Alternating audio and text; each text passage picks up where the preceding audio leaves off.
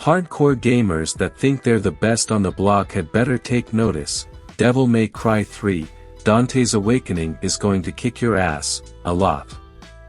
I don't care if you've played through Ninja Gaiden's Hurricane Pack before, or if you've somehow overcome the level 10 Orochi in KOF 97, or even if you managed to beat the original Maximo without losing any health, Devil May Cry 3 is still going to kick your ass. Of course, that doesn't mean that Dante's Awakening is any more difficult than the games I've mentioned above, but to deny the fact that Capcom's stellar sequel is one of the most challenging titles of the last 10 years would either make you a robot with superhuman reflexes, or a video game prodigy not unlike that silent midget kid from The Wizard. But the game's difficulty is just one of multiple reasons that I'm so impressed with Devil May Cry 3 in the first place. From start to finish it makes no qualms about what kind of game it is, what kind of story it wants to tell, and what kind of punishment it wants to put you through to get there. Even better is the fact that once you do manage to slash and shoot your way through all 32 secret and standard missions, you're left satisfied but not finished. With 5 difficulty settings and plenty of bonus goodies yet to discover, the need to play through Capcom's demonic beast all over again is as overwhelming as the odds against you. And believe me, the odds are definitely against you. Of course, import gamers have already devoted several message board threads to talking about how challenging the Japanese version of Dante's Awakening really is, but I wonder how they'd react if they knew that the American release is even tougher. Remember the Resident Evil 4 style checkpoint system? That's now gone in favor of the original Devil May Cry's yellow orb continuance structure. Remember how tough the hard mode was from the moment Dante's adventure first.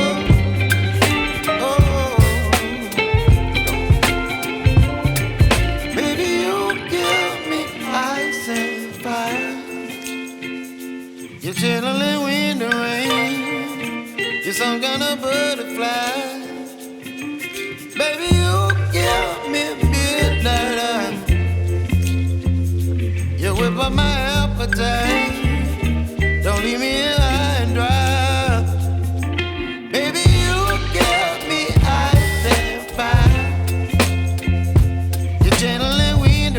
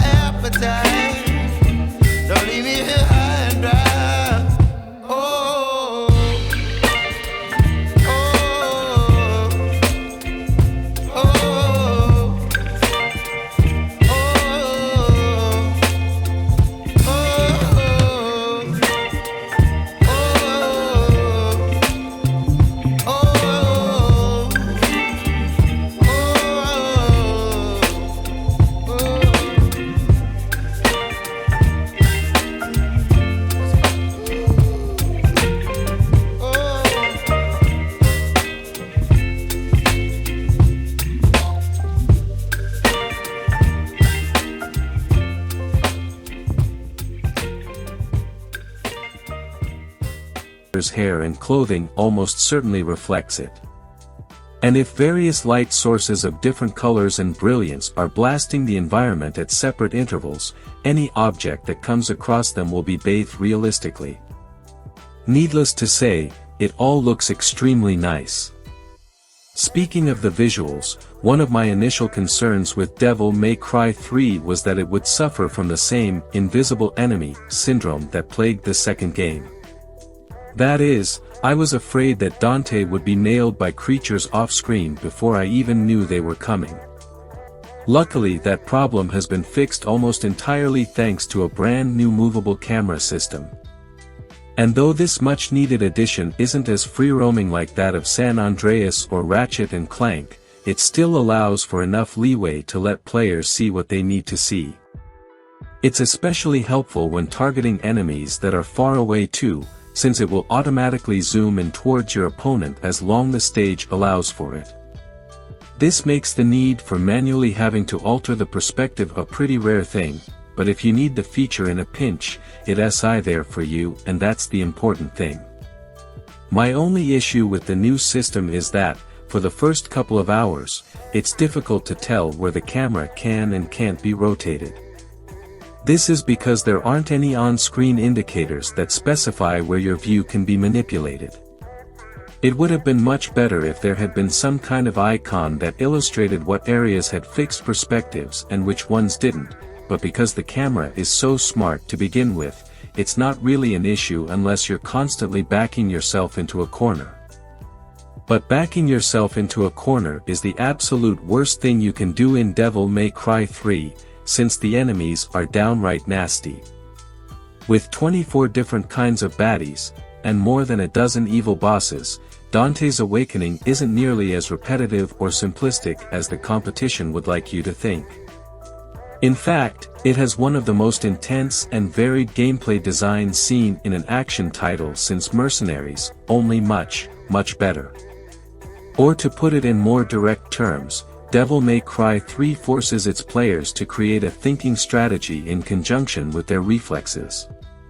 Just make sure to forget about the fun yet mindless bad guys from Devil May Cry 1, as they've been completely replaced with far more intimidating and aggressive creatures. In Dante's Awakening, nearly every enemy in the game has different behaviors and attack methods in addition to having multiple ways to implement them. This is especially true of the boss monsters, which are without a doubt, some of the best end-level opponents I've faced since Snake Eater, possibly even better. In fact, these demon lords are so wicked and so evil that they change their attack patterns and strikes 2, 3, possibly even 4 times per battle before finally succumbing. I was thinking of giving you a few examples of fights where this occurs, but I don't want to do that to you, and besides, like Metal Gear, most of the fun is figuring out how to beat them. Luckily, Capcom has given us plenty of tools to combat those bosses, and it's these utilities that make Devil May Cry 3 work so well. There's just so much to see and do here that it's amazing. Even from the very beginning of the game, players have access to 4 distinct styles of play: Trickster, Swordmaster, Gunslinger, and Royal Guard. Choosing a style is pretty important too, as it will change the way that Dante fights and determines what moves he can or can't pull off. Selecting the various styles is also great for molding a Dante that fits your own personal method of play. So if you like to be on the defensive and use hand-to-hand combat, for instance, just select Royal Guard and get all Shaolin on their asses. If you prefer to dodge, jump, and play with your enemies using acrobatic maneuvers instead, then choose Trickster and show them how it's done. When you combine these 4 styles, and 2 hidden ones, together, the level of flexibility here is pretty vast, especially since each style has multiple technique types based on their experience levels. Dante's weapon selection is as diverse as his attack types, with 5 different guns and 5 different devil arms at his disposal. So whether you enjoy the reliability of your twin pistols or enjoy the icy cold beauty of the 3-pronged Cerberus nunchakus, there's definitely a little something for everyone. What's particularly enjoyable about these weapon types, however, is that they're so different from one another that it actually makes sense to use all of them. The shotgun, for instance, blasts close-range enemies with sadistic power, while the Artemis unleashes some seriously deadly demonic arrows. The Rebellion, on the other hand, acts as a good old-fashioned DMC-style slashing sword, while the Nevin gives Dante control over bats and a supercharged guitar. As you can see, some of your arsenal items are weird, some are cool, but all of them are useful. Because Devil May Cry 3 is so challenging, however, the designers knew that they would have to make each weapon as accessible as possible. So in a move that's as brilliant as it is entertaining, every equipped devil arm and gun can be switched out at any time, 2 for each slot, including when performing combos.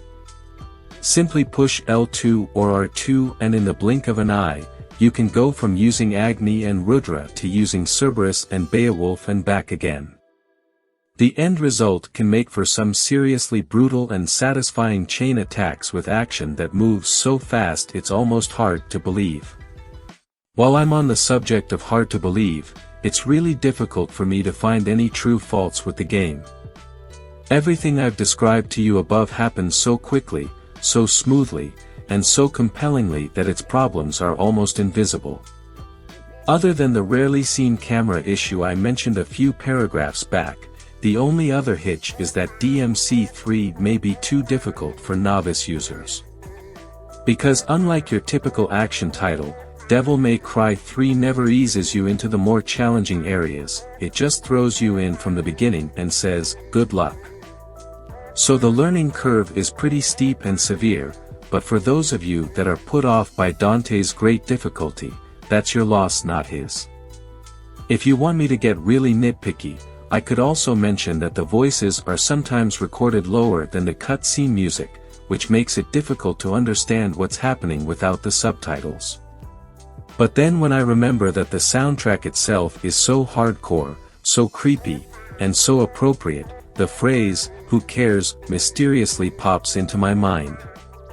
And that's before I even acknowledge the solid voice acting and powerful sound effects that make the most of their DPL2 encoding.